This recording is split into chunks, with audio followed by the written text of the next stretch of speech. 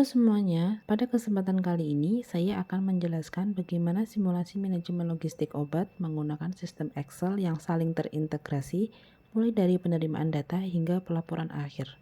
Yang pertama, kita masuk ke bagian master obat.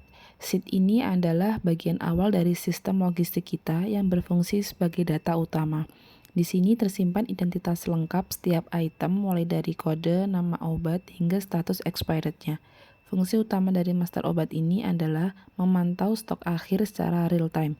Kolom stok akhir di sini akan berubah secara otomatis setiap kali terjadi transaksi di unit lain.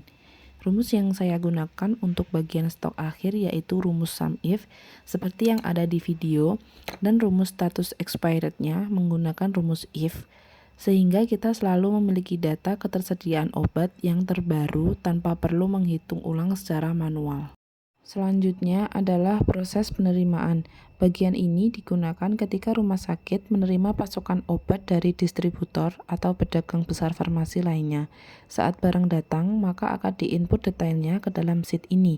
Untuk nama obat, saya menggunakan rumus if error yang tujuannya untuk mengambil data nama obat di sheet sebelumnya. Perlu diperhatikan juga bahwa setiap data yang diinput pada sheet penerimaan akan secara otomatis menambah jumlah stok di master obat. Hal ini memastikan bahwa barang yang baru datang langsung tercatat dalam sistem sebagai stok yang siap digunakan.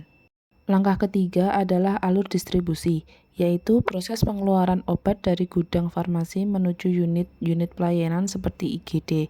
Setiap kali ada permintaan obat dari unit, maka akan dicatat di sheet distribusi. Sama seperti proses sebelumnya, sistem ini telah terintegrasi sehingga setiap pengeluaran akan langsung mengurangi jumlah stok di master obat secara otomatis.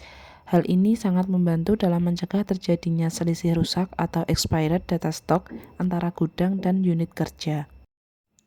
Selanjutnya ada stok opname. Proses ini dilakukan dengan menghitung fisik obat di gudang secara berkala dan membandingkannya dengan data di sistem. Maka hasil dari perhitungan tersebut masuk ke dalam sheet ini, yang tujuannya untuk memastikan agar tidak ada selisih antara data sistem dan fisik. Jika ditemukan perbedaan jumlah, sistem akan melakukan penyesuaian atau adjustment otomatis pada data distribusi. Terakhir, kita masuk ke bagian laporan.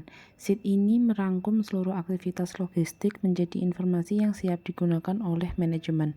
Di sini terdapat laporan stok harian yang menyajikan sisa stok seluruh obat. Selain itu, ada laporan approaching expiry atau obat mendekati masa kadaluarsa.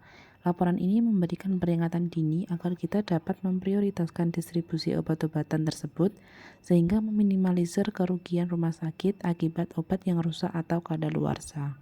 Dengan sistem yang terintegrasi antara master obat, penerimaan, distribusi, stok opname, dan pelaporan, manajemen rumah sakit khususnya di farmasi dapat berjalan lebih efektif dan efisien.